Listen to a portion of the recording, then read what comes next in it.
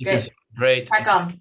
I can see it. Okay, Min, are you going to do a little intro of what a digital planning thing is? Yeah. So as I was saying earlier, this is a key priority for our department. So we're looking to transform England's planning processes and systems. And Ewan, I just saw your name spelled not quite right. Matt and Tim are going to have a conversation about like what we're doing in the digital space for planning reform. So next slide, Ewan, thanks. So currently a lot of the planning processes are very document based. I don't know if you've ever tried to do put in a planning application. It's quite a painful process, and you have to know a lot. You in essence have to become almost like a planner to understand a lot of the rules and legislations today. And again, it's very PDF based rather than data driven. Next slide, please, Ewan. So what we're doing is that we've got three major work streams in the planning reform. So it's along the lines of how can we make local plans better. So again, if you've never seen your council local plan, it's probably a good time to have a look, as that kind of shapes the roadmap of how your council will be developing the borough over the next 10 or 20 years. Then we're looking at how we can modernize planning software, so case management software for planning applications for planning officers, as well as can we improve how citizens send in planning applications. And then obviously a really important thing is encouraging more people to engage in planning. The statistics is pretty bad. I think 1% of the population engage in planning. So from your local plans to planning consultations, and that is just not good enough. So we're looking at how we can increase the number of people, increase the demographics engaging on planning, so we have like a more democratic say in planning. So I'm going to pass over to Ewan now to kind of go into a little bit more detail the problems that we're looking to solve. Yeah, so I think, I mean, Mayan touched on it, but let's not underestimate how difficult it is actually to figure out what you can build where. And this isn't just if you're kind of someone that's wanting to put a rear extension. It's also if you're a kind of a medium-sized or even a large property developer wanting to build 500 homes somewhere. The first thing you have to do is you've got to find the local plan. A local plan can kind of, the proposals map of a local plan looks a bit like this. And yes, it usually is very pixelated because it's a PDF. Really kind of challenging accessibility issues. The local plan's also this quasi-judicial document with tons of kind of text that you have to read, and it's never really been designed. It's not really kind of a user-friendly kind of document. That not only is it hard to kind of figure out how to navigate, but the wording is also very vague and ambiguous. So it's really quite a challenge. But it is a quasi-judicial document, so there's tons of reports that back up all the policies in a local plan, and there's a lot of them. I live in Hackney. This is the evidence base, as we call it, for our local plan. Each of these documents are usually kind of given to consultants. They're kind of we pay between 50 to 100 grand each to get them done, and it's kind of what gives the local plan the weight, the legal weight. And all of them have got tons of really, really useful information. But one, it's incredibly hard to find these documents, and it's incredibly hard to actually kind of use any of the information in it, because it's pretty much all of it is PDFs, right? All of this information is kind of stored in PDFs. And there's a lot of local plans like this, right? So every local authority has to do a local plan every 5 years. There's 364, maybe even more of these local plans. And there's a bunch of other kind of supplementary planning documents.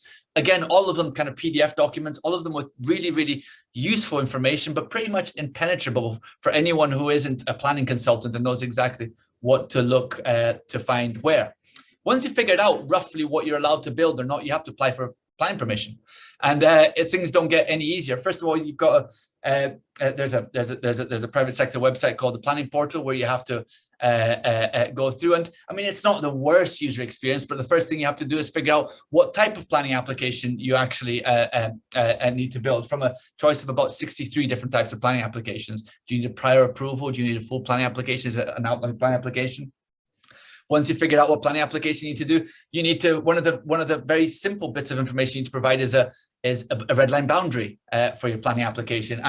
And like everything else in the planning system, you do that by, you can draw it by hand even, but you submit a PDF document of the red line boundary. And surprise, surprise, every the local authorities, when they receive this information, they have to rekey. They trace over each of these red line boundaries so they have the information in the GIS system. And if you're a member of the public and you're interested in these planning applications, which are kind of going through the system, you then kind of look at the local authority planning registers. And it's fair to say that people don't tend not to like them, right? They're really, really hard to navigate. A typical planning application, like a local plan, has got an evidence base to it. So there's loads of other documents. You can't quite see the one on the left, but each document is called, the document at the top left is called support information 01, the next one support information 02, the next one support information 03. Again, inside here there's a social impact assessment, or there's a historic kind of document that looks at the impact of the development. You try and figure out how many car parking spaces that development has.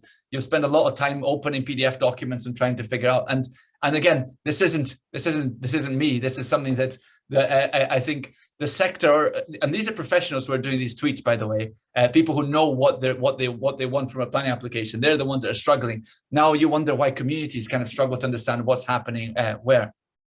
Now, a lot of this is to do with the way that the kind of planning authorities or the planning sector as a whole kind of deal with data. We're still stuck in the 20th century. This is a redacted viability assessment, so it's usually full of really, really good data. I think it's more to make a point of what how the sector kind of treat data, right? Just kind of, we don't value it in the same way that lots of other kind of sectors do.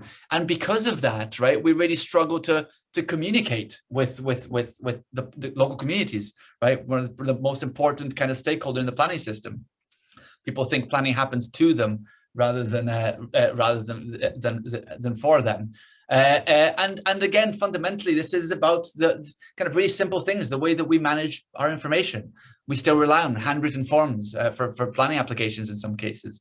And remember, there's 450,000 planning applications a year.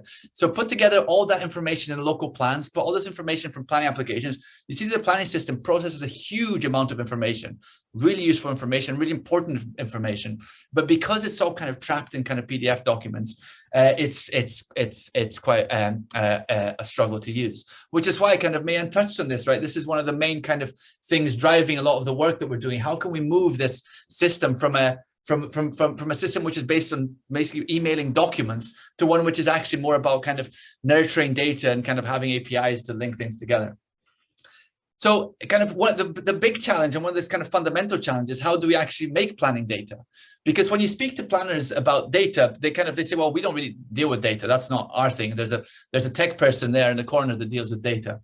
So just helping people understand what we actually mean by data is kind of one of the first steps, right? The fact that a document itself could have a unique reference number, that turns that document into data. It can still be a PDF, right? But the kind of the geography to which that document applies to, these are things that are kind of, all these things are data, but it takes a culture shift from the planning sector to be able to start understanding that all this information that they deal with can actually be treated as data.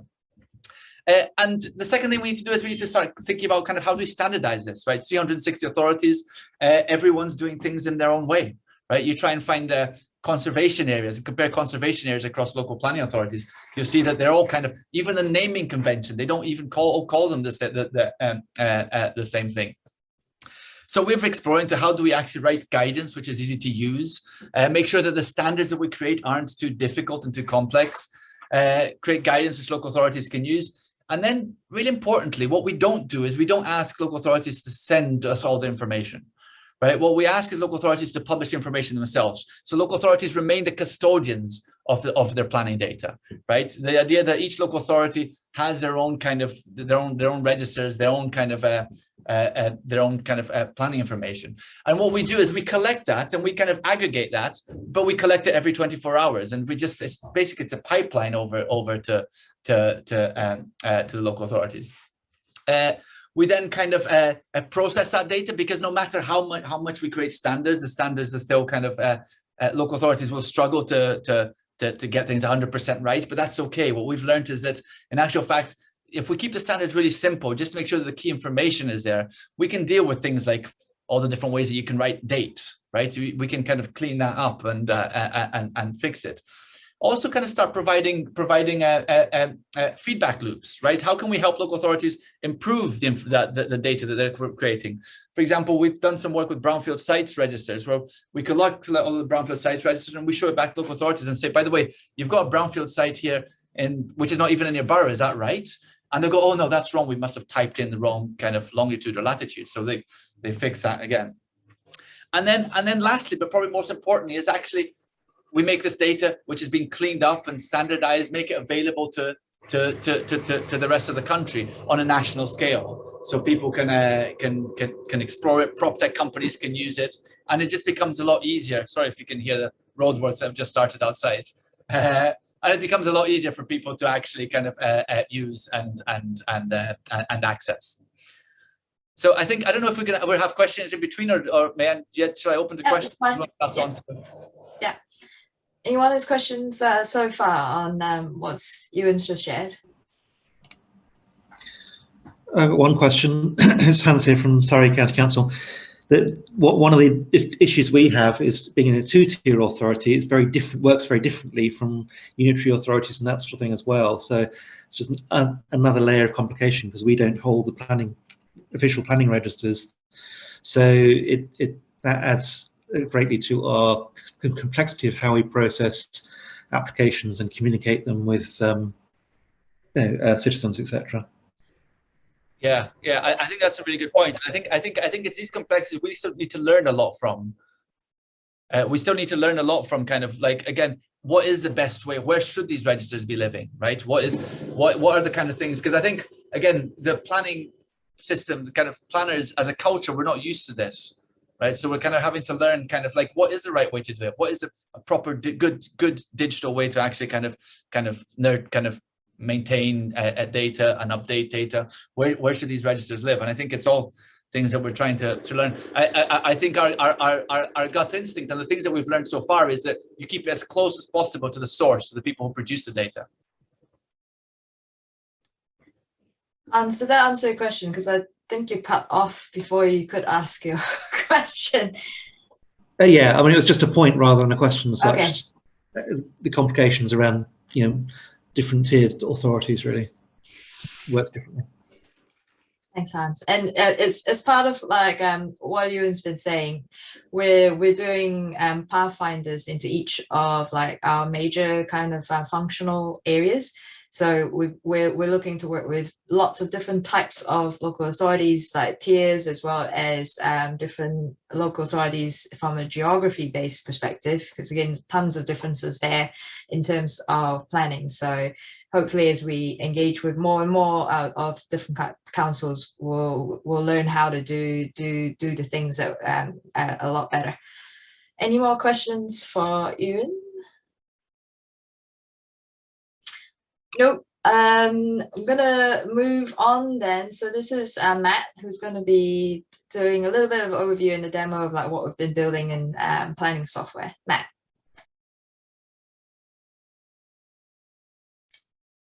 Can't hear you, Matt.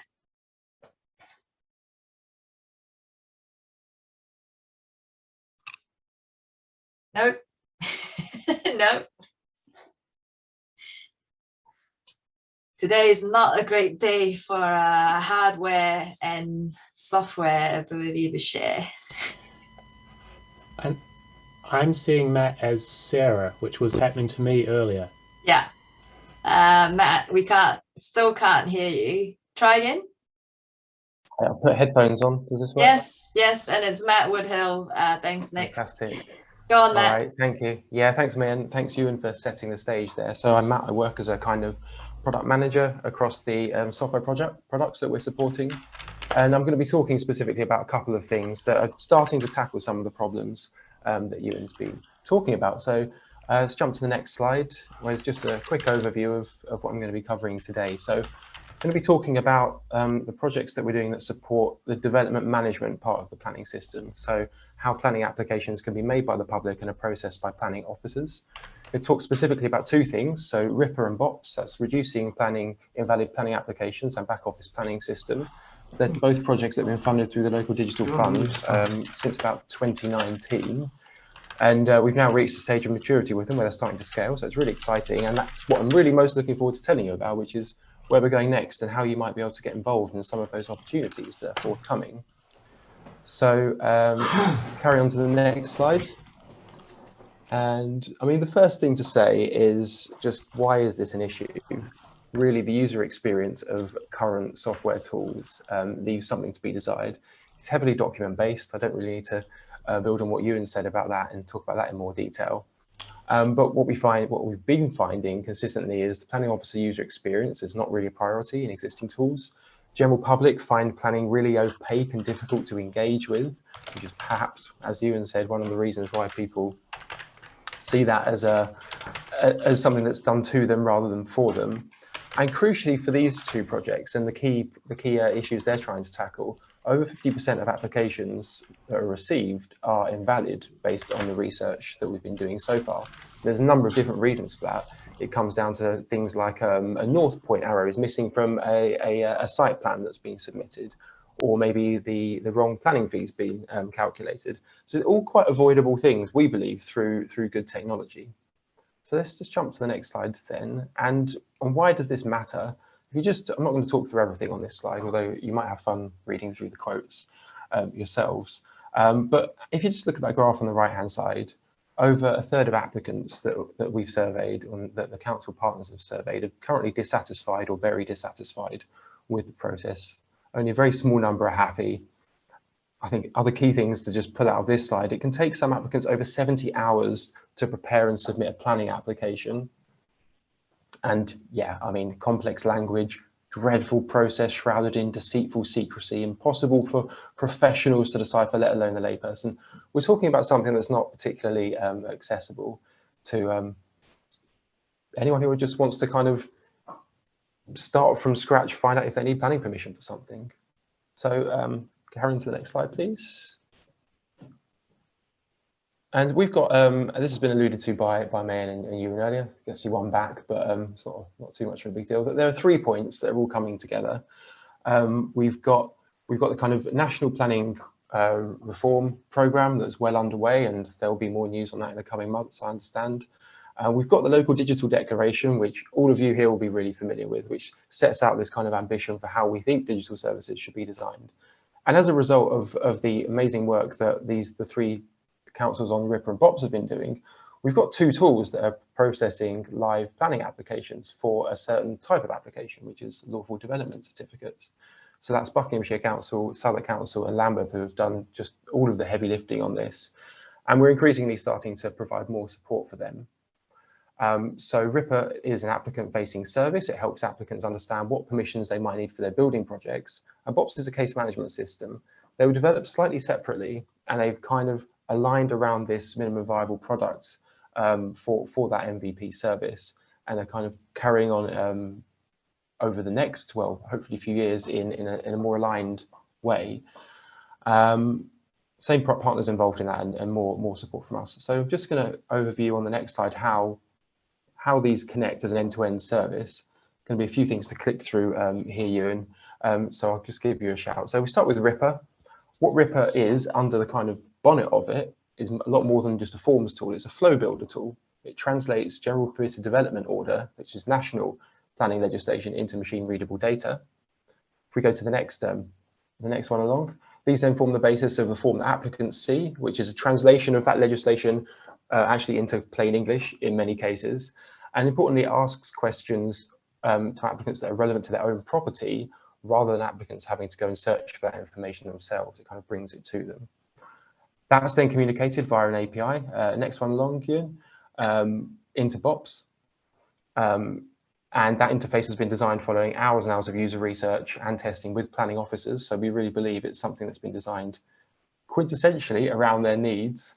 And then if you go to the next one along here, there's other just nifty bits of functionality in there, like validation requests. So this is where typically there's a workaround, which is to email a planning officer, which might not sound like a workaround, a planning applicant, sorry, which might not sound like a workaround.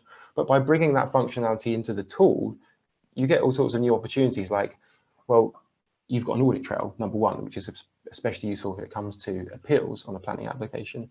Equally, you don't rely on one planning officer's inbox managing one application. Suddenly anyone can pick it up if someone were to go on leave or be sick or something like that. So it's just new opportunities that we've been identifying as we've been going through that process. I'm going to talk in a bit more detail about both of those tools, and hopefully through the power of GIFs, give you a bit of an indication of what they look like. So next slide along, please. And we've got first part of the Ripper thing. So one of the things that the new system does is, we hope, design out the opportunity for errors. And an example of this is around constraints. So an applicant might not know what a constraint is and how it might affect their property. So in this example in the GIF, someone's entered in their address details, and immediately it's pulled up the location, and they can scroll down, and through querying some GIS layers, we can see exactly what kind of constraints might be on the property. Is it in a conservation area, for example? Let's go to the next slide, please. Applicants can also do something that might seem quite simple, but it's to draw their location plan directly into the system, which hopefully reduces potential errors. It means that BOPs can receive this information as a polygon, as GeoJSON data, rather than an image or PDF. Again, going back to something Ewan was talking about earlier. So hopefully something that's much more useful for the analysis of an application than a PDF map. And actually, planning officers tend to just draw the PDF maps themselves anyway. Sorry, the GIS maps themselves anyway, upon receiving that PDF. So there's some time saving there. And the last thing really gets to the nuts and bolts of Ripper in terms of, so next slide, please, in terms of asking users questions specifically about their project, but only the questions that they need to answer. And it doesn't just provide illustrated guidance like this. So, for example, within a general permitted development order legislation stuff, you can't have a roof light that exceeds 15 centimeters. And you might not know that as an applicant, but this kind of frames that as a choice. And then if you click that question mark, it explains why it's a choice. So it's really kind of demystifying the system for applicants. Moving forward then to the next slide, just briefly, what does BOPs look like? I think the best way of describing it is, well, it's something essentially designed around the needs of planners. And as I said before, there's been a lot of user research and design that's gone into this. But we had a really good comment from a council who we were talking to about this earlier this week, which simply said, oh, it's great because it lays out the planning officer's thought process on a page. So you can see everything there, which can be unpacked in this kind of accordion-like thing, and you can review the key parts of your assessment process when you're validating an application if you're a planning officer. The other key thing then is obviously it receives planning applications as data rather than documents, which enables this, and some of the things you're seeing pulled out there, with the real aim of reducing the admin burden and saving time by reducing burdens like the validation requests thing. So that's the next slide, which I've talked about before, so I can probably skip over this fairly quickly, but it's quite straightforward. It's just managing that communication with a member of the public within the tool, rather than having to leave it and then bring whatever's achieved or resolved through that email exchange back into the case management system. So where we're going next, sorry, got a few bullet points to go through here. So let's go with the first one. We are in the process of, and we have actually been doing this over the summer, moving from something that's 2 projects and 2 teams that will run in slightly different ways, but with the same councils, to 1 team and 2 products. So it's quite a subtle change, but a much more consistent approach. And what's behind that is shared work practices, all based on agile best practice, and many of the things that you'll all be familiar with from the service manual, local digital declaration, and agile manifesto. But it also sets out clear expectations of team members. We've learned a lot from other local digital projects, not least of all Local Gov Drupal, in how successful they were at using kind of a team charter, memorandum of understanding, consistent vision documents across different phases of the work that help to unite people's approaches and visions. And we're taking that forward into actually kind of function profiles about what your team should look like or could look like that contributes to this project, so that each partner organisation, especially new partner organisations, have a really clear understanding of their expectations when they join. Let's go to the next point, please. The next thing we're going to be working on between now and March is a public beta service. So what I've showed you so far is private beta. It's invite only. There's not an accessible URL on the council's website yet for that service, but that's our key goal in the next 4 to 6 months. The other thing, if we go to the next point, is around integrations with legacy software. So we know that we're developing this in an iterative way. We're not coming in big bang to just suddenly be able to replace what councils are already using, but we hope that certain functionality can slowly be kind of added through Ripperbox and reduced in existing software systems, but that we recognise that there needs to be integrations around that. And then the last point on this slide, please, is if you're a planning nut and you're curious specifically about what we're working on or working towards, is all functionality now that's needed to deliver an end-to-end full householder application service. So we're not starting out to design that service, but we're looking at what are the little bits of functionality that will contribute to the development of that, hopefully with the ambition of bringing new features and functionality online before that full end-to-end service exists, but that's really the direction of travel.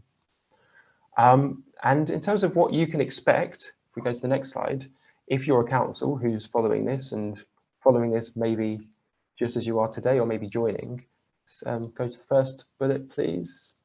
In fact, you can put them all up if you like. I think there's 3 or 4 on there. So there's a lot of support coming from DLUHC. We've got great support as well coming from the kind of expertise of the digital land team, of which Ewan is a part, who have got a lot of expertise and skill around land-based data. What you can expect really is something by about 2024 that does everything in terms of development management application processing that your existing system might do, up to the point of householder applications. We're really committed, as all partners are on this project, for these remaining open source and owned by the sector, totally in line with the local digital declaration principles. Absolutely no ideas to spin this off into any kind of profit-making entity. So please rest assured, if you've been following that, that's really the ethos that we're using. And ultimately, we're looking for more councils to join the journey. And that's what the next slide is about. If we skip over to that, just some opportunities that are coming up. We've got 2 expressions of interest coming up in November, and they're tackling different bits of the kind of market challenge that we face. So first of all, we're looking for 5 new partners to join Ripperbox. There's going to be extensive funding available for them to stand up a team to contribute to the development of those tools, but also to begin the implementation in their own councils. That will be funding that lasts at least 12 months. And fulfills some of those kind of functional roles or requirements I alluded to earlier. So we've got a lot of experience now, having worked with the existing 3 partners, about what the team should look like and what those contributions could look like. So we're in a position to kind of share that with people who are interested in coming on the journey and funding those roles so that you can take part. But we know that we're not going to, sorry, one more point, we're not going to shift the sector just by working with and scaling Ripper and Bops, because I think existing incumbent suppliers, the biggest one owns about 80% of the market share. So we want to work with councils who are interested in upgrading their existing systems as well. And we're going to be doing that through a specific planning software pathfinder, which will also be announced at the same time in November for around 10 councils to apply for some funding to work with their incumbents and look at some specific challenges around moving to a slightly more modern development management software approach based around data and not documents. The final point, which was on that previous slide, was around how you can get involved, which is by joining our testing group. Because if you're thinking of joining Ripperbox, you probably want to understand the tool a bit better. I think a really good way would be to just get in touch with me. My email is on the next slide, if we jump to that, which is my final slide. And just express your interest. I'll put you in touch with the right people. And if you're maybe a member of the planning service or not, you can have a play around with the tool and do that in a kind of observed user testing setting, and it also really meaningfully contributes to the project from our point of view. So just to summarize what's on this last slide, website and Twitter handles for the 2 projects, an end-to-end demo. I'm assuming this will be shared so that you don't have to remember that link there. And just email me about their EOI if you want to find out more, because I'll add you to a kind of mailing list when that's live, and then we'll be running a Q&A session where we'll talk through some of the kind of requirements and opportunities around that. And that is everything. if we've got time for questions, happy to take them. Otherwise, I'm happy to do that at the end. I think we've got 2 minutes for questions. Cool. Anybody have a question for Matt on like what we're doing on planning software? Hi, can I just interject for a second? We're dealing with a lot of issues within the planning systems within Carmarthenshire. A lot of it is coming through as the openness and transparency with local members. The way we're sort of proceeding with this one is to try and open up some sort of performance dashboards for them to view in terms of their wards and respective areas. I'm just wondering, have we got any ideas in this area, and sort of how do we move out of this sort of secretive world of planning as a whole? Please, thank you. Yeah, I think from my point of view and the work that the team's doing, reporting's been identified as like a really important thing. It's more reporting on planning decisions and numbers and processing time in that regard. So it's a mixture of performance data internally and maybe kind of the number of applications being where decisions are made and the time in which they're made. I think you might have more to say if you're talking more about hitting housing targets and things like that. I'm not able to comment on that side of it. Ewan, have you got any thoughts on that?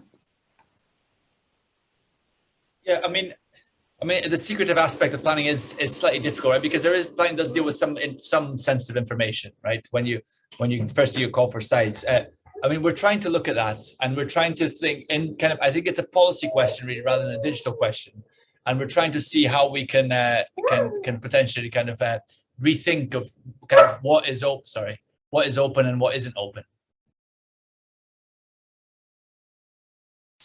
Thanks, Hefin.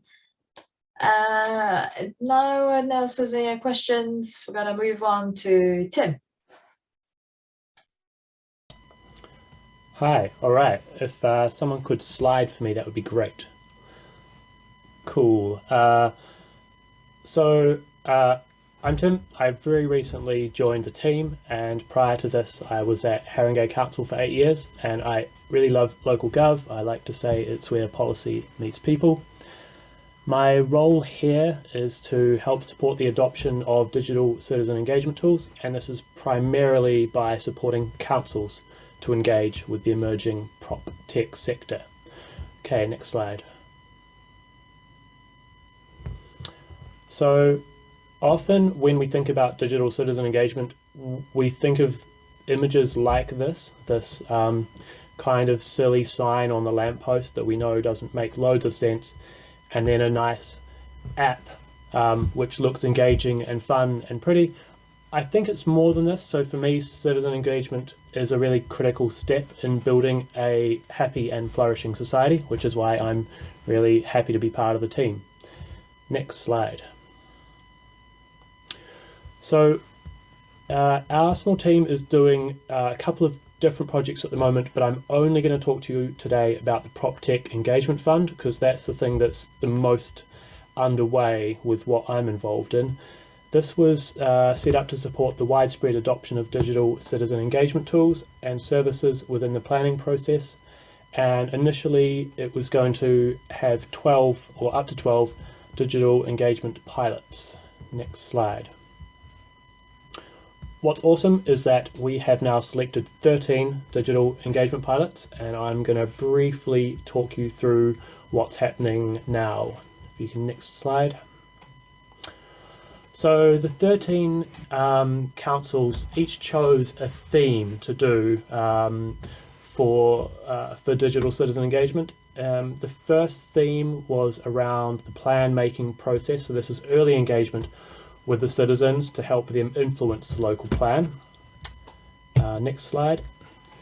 The second theme was really similar, but it was actually at the draft local plan stage. So the local plan goes through a number of different phases, which is why it takes so long to get completed. But this part of the fund was aimed at helping at this stage. And then the third part was about actually how do we promote the ability to engage with planning information. How do we actually get the information out into the community so people know what's happening with planning applications and large developments. Next slide. So how are we doing? We've got loads of fantastic applications in. We've now selected the 13 councils and we expect an announcement to be made public really soon. We've also told all the councils that didn't get funding for the project. We've held kick-off meetings with almost all of the councils, and we've set up a collaboration space on MS Teams to facilitate the ability for all of the different councils and the procurement support that we offer them to communicate in one place. Next slide. And I think this is my last slide actually. So the next step is we're going to begin user research meetings and show and tells in November. Councils will be supported to procure solutions in December, and then engagement activity will happen in January and February. This basically leaves us to wrap up this project in 6 months. So in 6 months, 13 councils will have delivered prop tech solutions and tested them and reported back, and we would have wrapped it all up into a big set of findings which we'll then make available to other local authorities to help you all choose how you might change your approach to digital citizen engagement. So yeah, we will report back in 6 months. And I guess between now and then, we'll keep you all up to date via the Local Gov Digital Slack channel.